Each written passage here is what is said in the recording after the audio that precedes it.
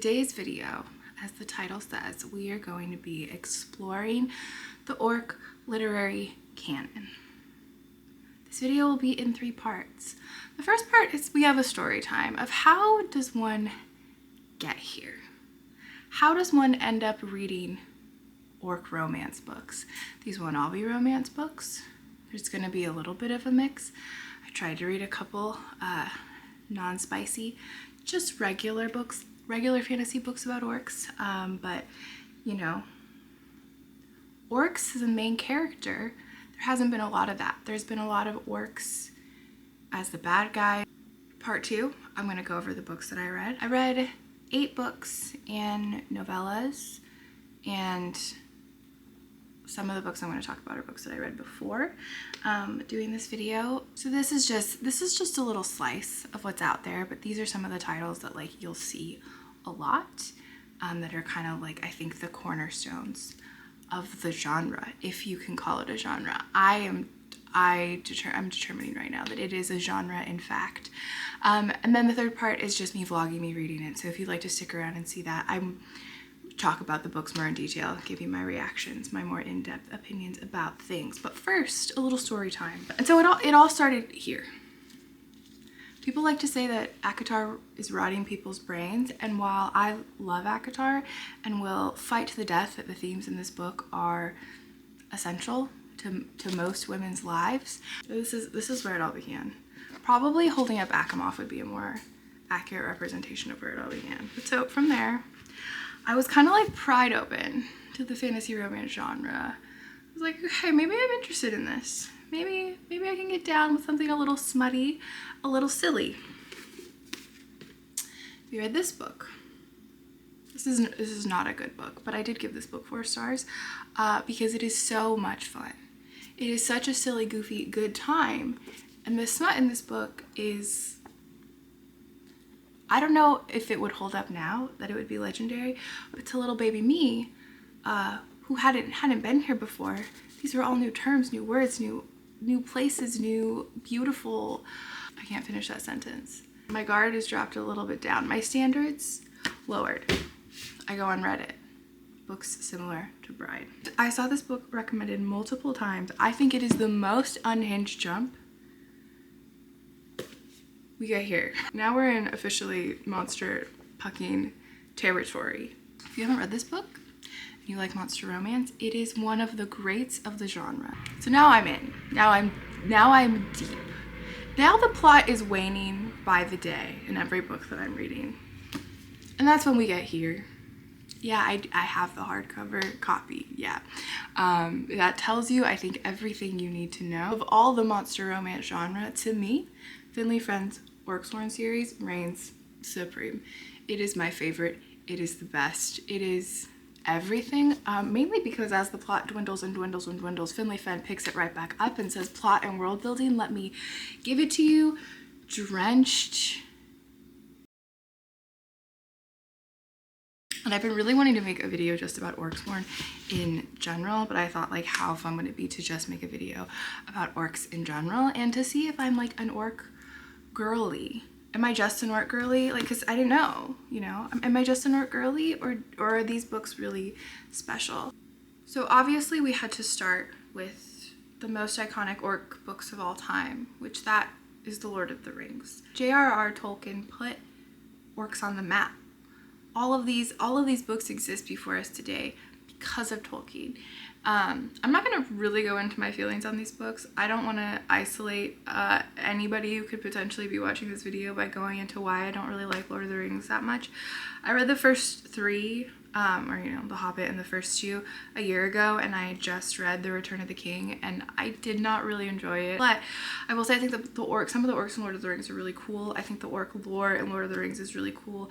I think the Uruk-hai specifically are badass, hottest orcs by far. 10 out of 10 orc. Well, maybe like a 7 out of 10 orc. There's room for orc improvement, but they're pretty sick. So yeah, I just felt like I had to mention that. I had to pay homage, and I did spend time reading these books, so I have to talk about it because it was a little bit painful for me. And then I read specifically for this video, and I was dreading it. I was like, I'm gonna hate this book. This is not my vibe at all. Cozy fantasy, what? I read Legends and Lattes, and I am obsessed with it. It was so precious. It was literally everything and more. Legends and Lattes follows Viv, who is an orc who was previously like a mercenary, a badass adventurer who has a cool sword, and she, after one last final job, is going to open a coffee shop. And it's just such a sweet story about like reinventing yourself and like find the friends you find along the way, and following your dreams even if you don't know like how they're gonna turn out, and how community and kindness and taking care of one another, you know, always comes up on top over greed, which, you know, it's funny because that is also really what the Lord of the Rings is about. That's what so many books are about, but I just think he does it so well. I oftentimes find books that, you know, talk about like, I find books like this to be really cheesy, and there's just something about the way that Travis Baldree writes that I felt like I was like there, like I was nestled into her precious little coffee shop, and his characters are just like, you can't help but love them. Like Viv is like gruff but sweet, and she's smart, and she isn't like a caricature of like a tough, you know, of like a tough badass orc who she really is. It's like, I don't know, she just feels so fleshed out. And like Cal and Thimble and Tandri, I just love, and the romance is so cute. I heard somebody say that there was a romance subplot, and it was kind of in the back of my mind to be waiting for that, but I didn't really remember, and it was so precious. It is sapphic, which is not like for me, like a big seller, but I know for a lot of people it is, and it was just so well done. It was subtle and like not, you know, over the top, and built up really slow, very slow burn. But I loved it so much. Highly, highly, highly recommend. And I recommend it if you feel like cozy fantasy, it would not be for you, because I was so convinced that I was gonna hate it.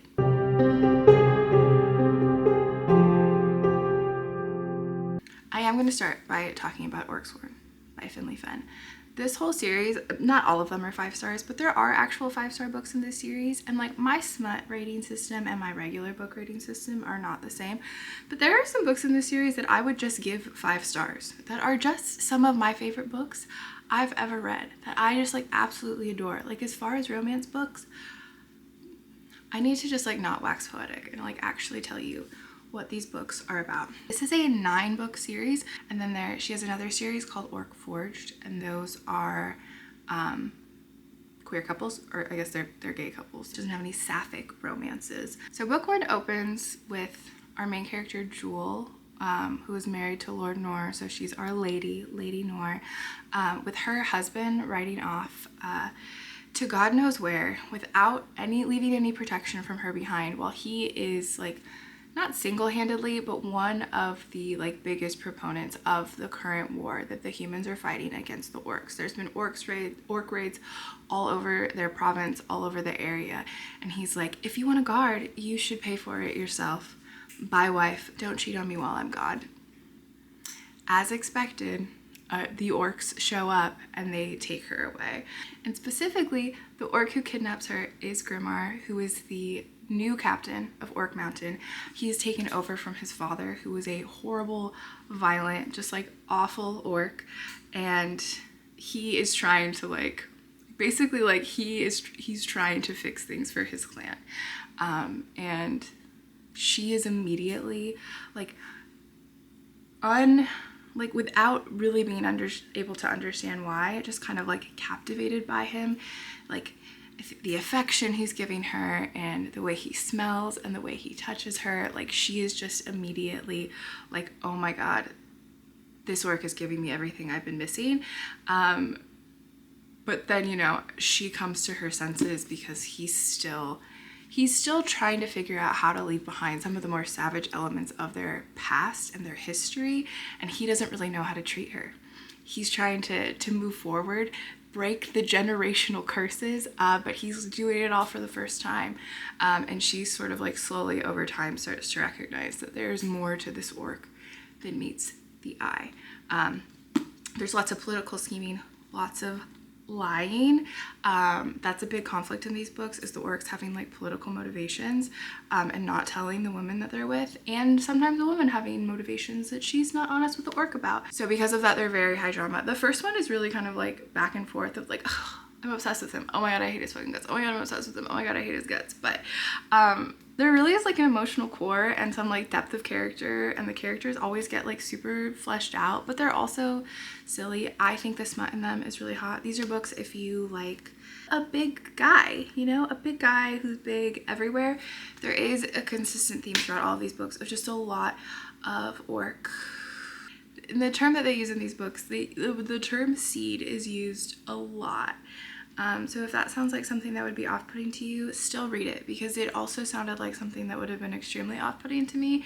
And I loved it. The orcs are sweet and like possessive and strong and protective, and basically kind of are presenting this like way of life that's based on like community and solidarity and freedom from so many social expectations and like the rigidity of the essentially like Victorian culture in which these women are living.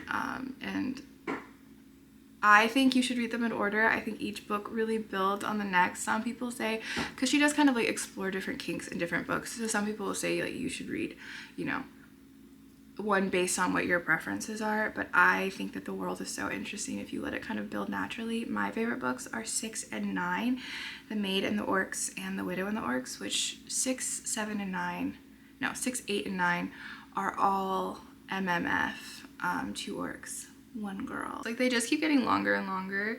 Like the last couple of books are like 700 pages, and just like the amount of emotional depth.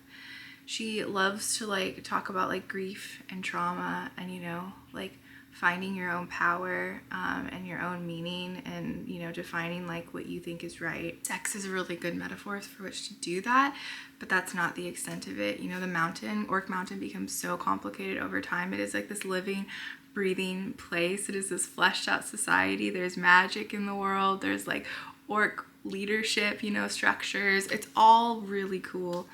And I highly recommend it. For this little orc reading week in particular, I reread The Fall of the Orcs, which is the second Orc Forged book. This one follows Lieutenant Aulus Gerard, who is a lieutenant in the human army, and he is in battle with the orcs and is really just feeling like everything is like pointless. His general above him is just like absolutely useless and cruel and isn't taking care of the army at all, and he's like, there's no point in doing this. It's just like endless war for nothing. And so he decides, when he gets into a pretty heated battle with an orc, that he's just gonna let the orc kill him. The orc realizes this, knocks him out, drags him away, and is like smitten with him. And so this really fun relationship between them, where they both are like they're on opposite sides of this war, but they both feel like it's so dumb. And they keep coming together. They're like drawn together with this tension of, you know, they have this pretense of like, oh, I'm just here for a rematch, or oh, I'm just here to fight, but really they're there for each other. And they push each other to take action against the corrupt leadership in both of their said armies, and they like inspire each other and help each other to make things better for the army, and then for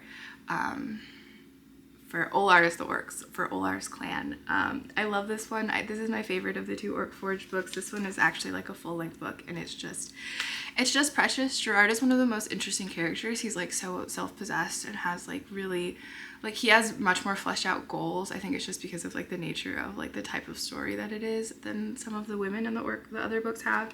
Also in this world, I read Fueled by the Orcs and Triggered by the Orcs, which are 2 like novella length or like short stories, and they all kind of feature the same characters. So Fueled by the Orc features Sigtrygr and Izog, who are an already mated, well, they're not technically mated, but basically mated couple. Sigtrygr like starts visiting this human woman. She runs like a laundry facility, or that makes it sound really modern. It's not. All of these, you know, take place like, it's like 1800s vibes, right? She runs like a laundromat, and he starts visiting her to do their laundry because the person who was in charge of the laundry on Orc Mountain is gone, which that's a big plot point in one of the books. And so they have to do their own laundry. And specifically his son has been put in charge of helping with the laundry. So he's like, I don't want my son to have to do my laundry. Will you do it? As like a pretense to start, you know, sleeping with her and romancing her. And then he finally asks her to spend Yule with him, and they meet at this cabin. And when she gets there, his present to her is Ezog. And so, you know, fun ensues. Triggered by the Orc, I think, is coming out on October 3rd. This was a Patreon exclusive that she did for a long time, which is a more in-depth look at Eben and Trigger, who are two characters from The Maid and the Orcs also. If you have read The Maid and the Orcs, you should, you know, I think it's worth a read. So Finley Fenn always shouts out Ruby Dixon. They clearly have a relationship. I think Ruby Dixon really likes the Orangewood books. She always reviews them. She's always like the top Goodreads comment is from Ruby Dixon, of course, from like Ice Planet Barbarian fame. When it comes to alien romance, she is monster romance. She's kind of like the most successful, one of the most famous. I don't like her books, or I shouldn't say that. I really didn't like the first Ice Planet Barbarian book. The vibe was just like not it for me, and it seems like that just is the vibe, these kind of like sweet, innocent romps. But I wanted to give her another shot because she's so iconic. So I did read The Half Orc's Maiden Bride, and I gave it 1.5 stars. I really did not enjoy this book. This is about a girl who is sold. She's not very pretty. She's like really tall and like not that hot. Her father has not been able to marry her off. Her father is a lord. And there recently was an orc who was able to take over an estate, and like by legal means he bought and took over this estate and is like running it now and acting as its lord. And so he sells her to this orc and is basically like, take my gross daughter off of my hands. And he is immediately like, you're perfect, you're beautiful, I'm obsessed with you. But she is like super innocent, and no one has ever given her any attention. She like doesn't know what to do with him, but they immediately are just like absolutely smitten with one another. There just wasn't enough book in the whole thing. This is like a silly monster romance. If you like silly monster romances that don't take themselves seriously, like the smut was fine in here. So like if that's your jam, like if you like a short and sweet silly monster romance, you'll probably like this. That's really not my jam, which I was pretty sure I wasn't gonna like it, but I gave it a shot. And then the Black Bear Clan books by Zoe Ashwood also get recommended to me a lot because I like Orcsworn, and those are also, they're like 200-page basically novellas, each following like a different orc. And so the first one is her Orc King, in which like the human woman is kidnapped and taken to the orcs. And in this one, orcs have mates that they like immediately recognize by scent, and the king is like, oh, she's my mate, like right away. And so she's been like really poorly treated her whole life, and he basically like lavishes her with attention and affection, and they fall in love. And she like is so impressed by like how cool the orc world is compared to like her world. But her Orc King has kind of similar to Grimoire, where he's like specifically moved away from his father, who was a like really cruel orc captain or orc king of a different clan, and is trying to be better.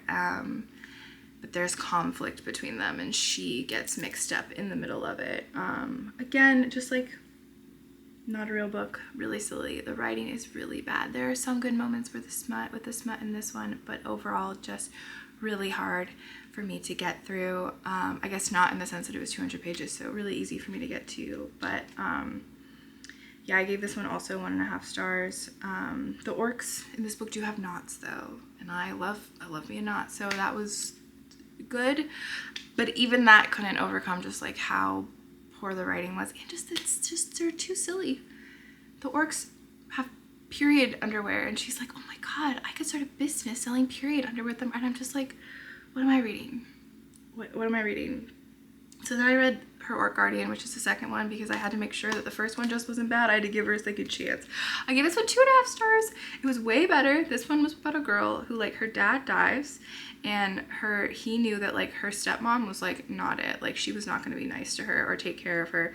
So he left her a letter that was like, hey, you should go and find my good friend. He will take care of you. I trust this guy. Like, here's where he lives. So she steals some stuff, so she's on the run because her stepmother obviously like immediately turns her in. She's on the run, and she is like, it's this really long journey. It's cold. She's like sick. She has no food, and she stumbles upon a campfire, and lo and behold, who is there? Her father's friend, who he failed to mention is an orc. Again, I liked this one a lot more. The male in this one was like, the orc was really sweet because he immediately is like, you're my mate.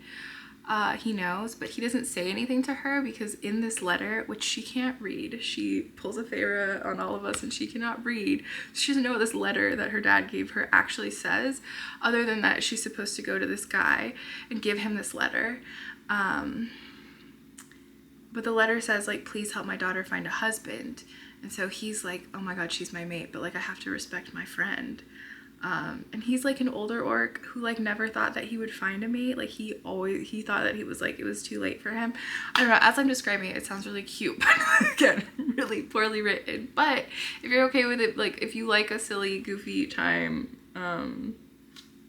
it's not the worst. Then the last book that I read for this video is Halfling by S.E. Wendell. I gave this book 2 stars. I did not like this book. This book is about a half-orc named ORC who is basically like, his mother was a human slave who was kidnapped, and she was basically like the only person who was ever nice to him. Everybody else was like, ew, gross, you're a halfling, you're like a little dumb weakling. His father was really mean to him and also extremely abusive to his mother. And so when he was 9, his mother escaped the orc camp, but she was like, if I take you, like no one will ever accept you in human villages, so like you have to stay. And she abandoned him. And then after that point, basically like not a single person ever helped to take care of him or loved him or showed him any sort of like kindness. And so when a human woman, our main character Sorsha, is kidnapped and brought into the camp as a gift for the leader of their clan, he like knows from his mom what's going to happen to her, and he's like, I can't let that happen, and he helps her escape. And she has been kidnapped from like way far in the north, and she has this like long perilous journey and realizes pretty quickly that like people are not going to help her, especially in these like far out rural areas, because they know where she came from and that the orcs are going to be tracking her and trying to find her. And so they set off on this journey together to bring her home and, you know, fall in love along the way.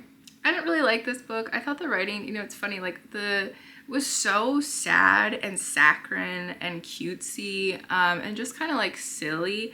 And then his thoughts and then the smut in this book were like so filthy. It was such a weird juxtaposition. Like it goes from like him barely speaking and it being like, and we walked through the forest and it was so cute and it was so sweet, to like, I want to bury myself in her gun. It was just a lot. It was just a lot. And I think the main thing for me was that the book was so long, and the only real conflict like was both of their insecurities like the whole time. So there were some other like kind of like, I don't want to say faux conflicts, but kind of, they were like not real conflicts. They were like surface level conflicts, but the only real thing happening was that they both just like couldn't get over themselves. So of the orc books that I've read, honestly, I think the only ones I would recommend are Legends and Lattes and Orcsworn. So I guess I went through all of this only to say that I have discovered that I like Legends and Lattes, and I already knew and will tell everybody that I will, who will listen, who reads monster romance, to please give Orcsworn a shot. It's so good. Finley Fen is a little genius. She's a little nasty genius, okay? If you're just here for the Rex, I hope you enjoyed this. If not, here's the vlog. So in my quest to read the full ORC literary canon, I'm reading The Half-Orc's Maiden Bride by Ruby Dixon because Finley Fen is the queen of orcs and Finley Fen references Ruby Dixon a lot. Ruby Dixon, obviously queen of big blue guys, but she did also write this orc book. I'm not really enjoying this. I'm like halfway through it. And so this girl's a virgin. Him being an orc is pretty irrelevant other than the fact that like she's really tall and he's a big orc. So all of the other lords have been like, you're too big, which I don't know why. This is a trope that I can only imagine is like tall girls and fat girls like being into monster romance. But like, I'm big and nobody likes me, but this monster is bigger, so he likes me. I just like, does not do it for me. Also not the point of this clip. The point of this clip is that she is a virgin and Ruby Dixon just had the main character refer to her pussy as a virgin channel. It was actually going okay. Like, I won't lie. I think because I'm so orc positive. I just have problems with this, okay? His clan name is Broken Tusk. I just feel like she could have tried a little bit harder. I finished The Half-Orc's Maiden Bride and I think just Ruby Dixon is just not for me. She's just not for me. I think it's just like, it's too cutesy. It's too like precious. It's too like, look at this sweet boy. He's like constantly checking in with her. Like, are you okay? Does this feel okay? Is this good? Like, I can't believe that you'd want to be with an orc like me. Like, I'm just a half-orc. Nobody would want me. And she's just like, I'm just a tall, broad girl. No one would want me. You paid for me. You didn't get lucky. You bought me. And there's no real stakes in this book, like, at all. There's zero stakes. Zero stakes. And to me, like, I don't know, this was just weird sometimes. And, like,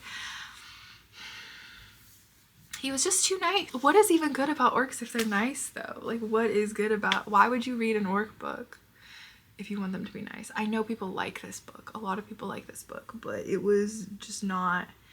It was just not it for me. This is an orc update.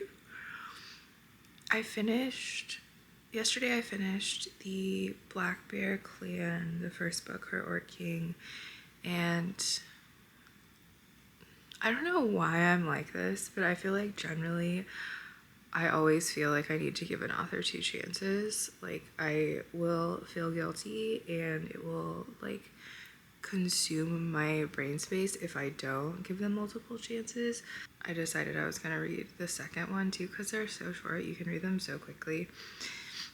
And once I got to the point in my evening where I was like, I'm not gonna be I'm too sleepy to be good company right now. I'm just gonna go hang out and read the rest of this book. The second one was better than the first one.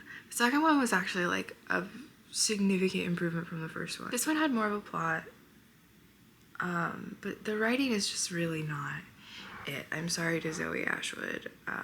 Part of me feels like she's probably entirely capable of writing at a higher level than this, and this is just kind of like the expectation for the genre, because this is just like a very typical like serious, not taking itself seriously at all monster romance series, clearly, which is just really not my vibe.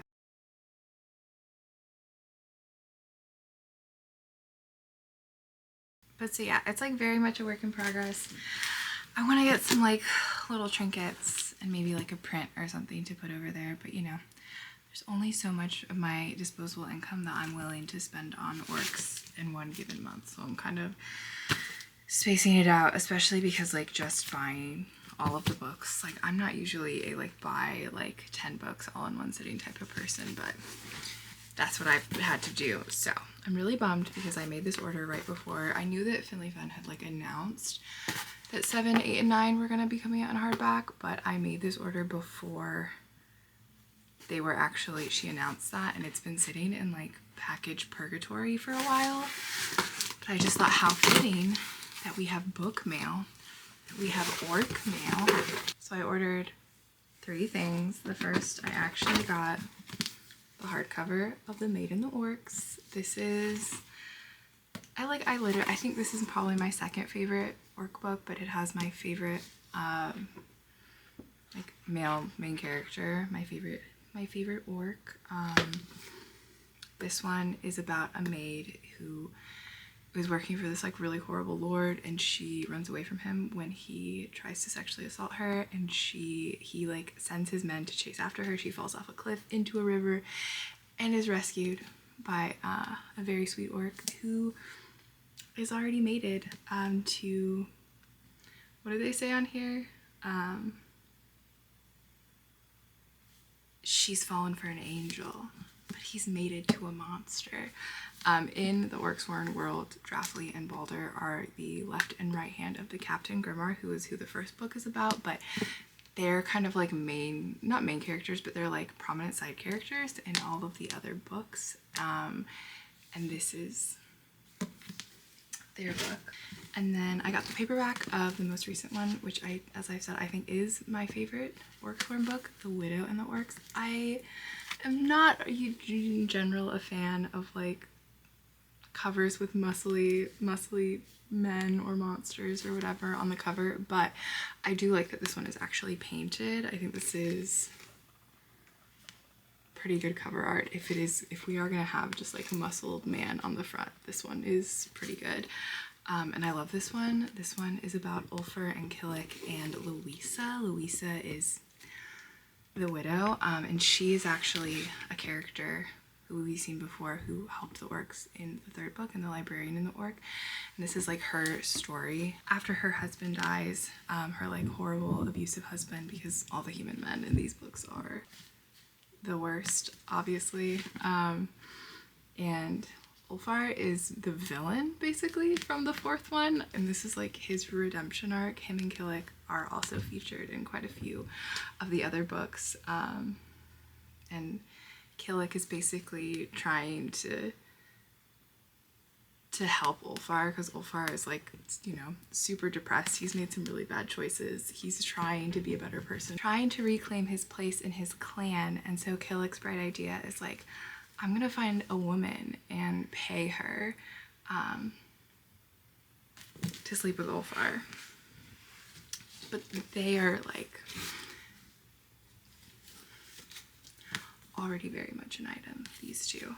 So yeah, this is another two orcs, one lady, which is clearly my favorite brand of orc. And then I'm so excited this came, because this is actually one of the books that I wanted to read for this. This is the only Orcsworn or Orc-Forged book I haven't reread yet in my reread, and this is The Fall of the Orc. Finley Fenn's writing is like so good in this book. Like the first, like the opening, I was just like so impressed by it. I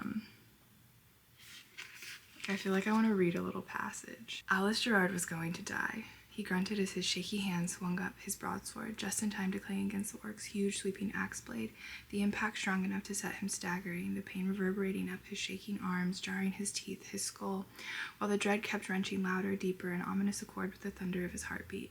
He was finally going to die. After 30 years of sweat and luck and sheer damn stubbornness, this would be the end. His body cleaved apart by a cruel orc's axe, thanks to the full command of quite possibly the most arrogant, dim-witted commander in the realm. This is the ugliest update ever, but I just have to update it because I have just been, as much as I'm like, oh, I want to read other books, like all I've been able to read is The Fall of the Orc, which is always what happens as soon as I start reading a Finley Fenn book. And it's just so good. Gerard is like such a good character. I think honestly, of all of the Orcsworn like mates, he has like one, like his personal goals of like the things that he wants to do like play so strongly, and he does so much to like stand up both for himself and like plots, and you know, really like he's just like a really strong character. And then Olar is also like similarly just like he's just so precious and sweet and so kind to Gerard, but also like really like uplifts him and inspires him and like tries to like make him better for their like mutual goals. And like of course like the conflict of this is that the orc has a scheme that like the human doesn't know about, because that's what all of them are about. That and them falling in love, those are like the two things in all of the orc swarm books. And yeah, the scheme in this one is like really interesting, because it doesn't just involve like the woman having to just kind of like exist, which a lot of them, that is like the woman is part of the scheme. The orc is like using the woman in for some like political plan, but it's usually about like some other man. But in this one, it's like it's all about Gerard, and like I don't know, I don't want to spoil anything, but it's just like it's really good. The one thing I've noticed in this book more than other ones, which I'm sure she always says this, is like Finlayson does not believe that dependent clauses aren't full sentences. Like every time she will write what should be like a long sentence, but she'll just keep filling it with periods every time the clause ends. And I'm like, I don't even know if I can fault her, because I kind of feel like she's doing it to show the reader how to read it, like to pace it, like to make each independent clause like really like punctuated. But it is funny, I'm just like, that's not how the English language works. All right, moving on to our next and potentially the most prolific, necessary, foundational, historic orc book of all time. We're going to read Lord of the Rings: The Return of the King. I'm really interested. I don't know how orc heavy this book is in terms of like the characters actually interacting with orcs. Obviously there's a lot of fighting orcs in this book. But you know, like in the second one, they're like kidnapped by orcs, and there's some, you actually get to like kind of hear the orcs talk a little bit. I don't know how much that happens in this one. But one of my greatest shames in life is that I don't really like Lord of the Rings. I like the movies, but like God does it not make me want to like vomit thinking that I have to claim that I like the Lord of the Rings movies more than the books. I don't know, it just doesn't sit well with me. And I also, you know, I think this is not an uncommon thing. I really don't like having partially read series. All right, this is an orc update. It's a sad orc update, but one that like I saw coming from a mile away. I finished The Lord of the Rings: The Return of the King. I officially have read all of these books and can say that I did that, and I didn't give up and decide that I hate them 2/3 of the way through. I was really hopeful for this one, and it obviously just like has the same problems that the other two have. I find his writing to be really dry. I don't really like the hobbits very much. It feels like work. And there are so many dense literary novels that don't feel like work, you know? It's like this mixture of this kind of like grating, silly whimsicality with just like endless description of landscape. And while it is like an impressive feat to create such a world, is it impressive to me if it literally feels like I'm like rubbing sandpaper on myself to read it? No. So I respect people who like Lord of the Rings. I don't really get it. It's really confusing to me. I think the story at its core is a good story. But we're not here to talk about that. We're here to talk about the orcs. And you know what? I have a bone to pick with the orcs. I mean, one. The orcs in these books are so dumb that they like literally cannot function. So dumb they literally cannot function, except for the Uruk-hai, except for the Uruk-hai, who are really the only tolerable orcs. They're the biggest, they're the strongest, they're clearly the hottest, and they get shit done and make all the tiny little dumbass orcs look like fools. So I stand with the Uruk-hai. I think the Uruk-hai are also just conceptually interesting. I think like they're kind of menacing and really cool, and like the depiction of how they were like created is I like all of that. That's sick. That's some good orc work there. But oh my god, so in trying to just fucking get through this book, I was listening to the audiobook, and I don't really like audiobooks, and part of the reason I don't really like audiobooks is like how hard some audiobook narrators will commit to voices, which the audiobook narrator that's on Spotify for Lord of the Rings, I'm sure there's more than one version of that. There's got to be millions of versions of that audiobook. Just went so hard on the orc voices and doing like the silliest like over the top voices, and it just made me want to get up in his face and be like, no orc would ever speak that way. No orc would ever speak that way to you. Or no, I'm just kidding. But they were so dumb. Like, and that's what I thought was what's one of the things that annoyed me about Sam and Frodo being on Mount Doom, is that like they literally are like desperate and so scared of the orcs, and they keep running into the orcs, and it's literally the only conflict that happens for them, other than them bitching about the fact that they don't have anything to eat. It's literally like a cycle. It's like, oh my god, all we have is the elf bread, and oh my god, there's no water, and Sam being like, it's okay, Mr. Frodo, you can have everything that's mine. And then they walk, and then they walk, and then they walk, and then they see some orcs, and they go, no, there's orcs. And then the orcs just fight amongst themselves until they run away or die, and then they're like, well, I suppose we must keep walking. Oh, but we don't have any food, and we don't have any water. Oh, Mr. Frodo, you can have my food. Oh, Mr. Frodo, there's more orcs. And is that literature? Holy shit. I'm reading Triggered by the Orc, and she literally just included a scene that was like from Eben's perspective, an interaction between Balder and Draffly when Alma was still passed out and still like in the sick room. Oh my fucking god. That was insane. That was oh my god, Draffly. Okay, that's all. That's it. I have just the tiniest baby little orc date. I finished Triggered by the Orc and Yuled by the Orc, which were the last two things that I had to read. I haven't read the Yuled by the Orc bonus epilogue though, so can I give a full review if I haven't read the bonus epilogue? I think I can. Triggered by the Orc was fine. I just don't like her short stuff as much as her longer stuff. She likes to go for emotional depth, and she needs some time to cook, you know? Like, look at how chunky this book is. This is how much time she needs, not 200 pages. And I then read Yule, which is Trigger's parents, and that one I liked so much more, and I liked Eben and Trigger together as mates in that one, but I thought that they were really cute as a couple. But so I read Yuled by the Orc, which I've been putting out for a long time because I was like, I want to wait until Christmas, but then I was like, I'm going to complete the Orcsworn universe. I'm going to read it. It's the only thing I have left. And it wasn't like a favorite by any means, but it was really cute. I love the older orcs for some reason. I don't know what it is. Like, I loved that in Widow too.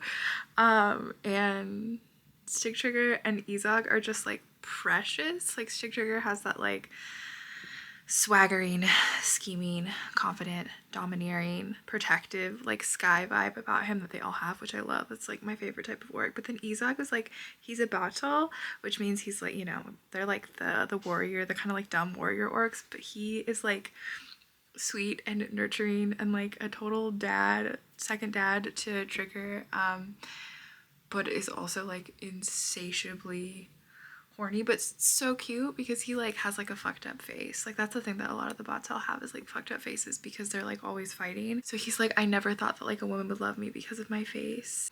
Oh, I do have one other thing to say about Triggered by the Orc, which is just like, just in general, I made a little update reaction when I read it, but like, I love Draffly.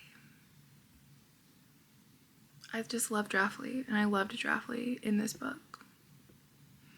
And I loved all the mentions of Draffly and Yuled by the Orc too. I just love Draffly. Draffly is my favorite orc. In case you were wondering.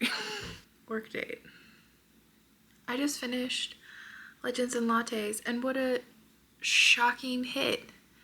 I was really nervous. I've heard that the book doesn't really stick the landing. And my husband, it's funny, my husband works nights. And he literally like surprised me by reading the entirety of the book during his shift last night. I woke up this morning and we shared an Amazon account, and it was like, do you want to skip to the end where Zachary's candle is, and I was like, what? But he said, when I asked him what he thought of it, that he felt like it really fell apart in the last 25%. So I was super nervous, but I did not feel that way at all. I felt like the whole thing was just like a perfect little cozy romp. I loved all of it. I loved Viv. I loved Viv and Tandri. My God. And that's true. It's not like super climactic, but I just thought it was so sweet. And obviously, like, kind of like what the message of the book is not surprising, but I think to be able to write like cozy fantasy like that in a way that isn't cringe, and like how lovable all of those characters are, I was shocked. This was like, I'd been like dreading reading this book. Like, I knew I had to read it for the ORC video, but I was like, there's no way I'm gonna like it. Cozy fantasy? Me? No way. It turns out I'm definitely gonna read the next one, the prequel. What is it? Bookshops and Bone Dust? It was so cute. It was, and I love, like, Viv is one of my new faves. I love Viv. What a top tier orc. What a good orc. What positive orc representation. This is gonna be the final orc date, because this is the last book that I'm reading for this video. I forced myself to finish Halfling. I'm so disappointed in this book. I knew from the beginning. And if I wasn't doing this video, I probably would have DNF'd it. This is Halfling by S.E. Wendell. This is a romance, a spicy romance about a halfling and a human woman falling in love. And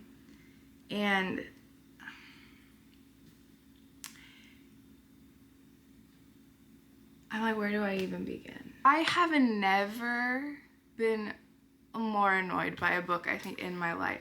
It's like very sweet, very cutesy, or it's like very innocent and precious, until he's not, and then because you know, it's one of the romance books where the orc or the, you know, whatever the monster is has like his beast. That is a trope that I hate. I hate when they use like my beast. Like, I don't know. It's just, it gives me the ick. I'm not sure why, but this book does that. And his beast, like the very first second that he has a like sexual thought about her, it's not even like he just goes from 0 to 10. He only refers to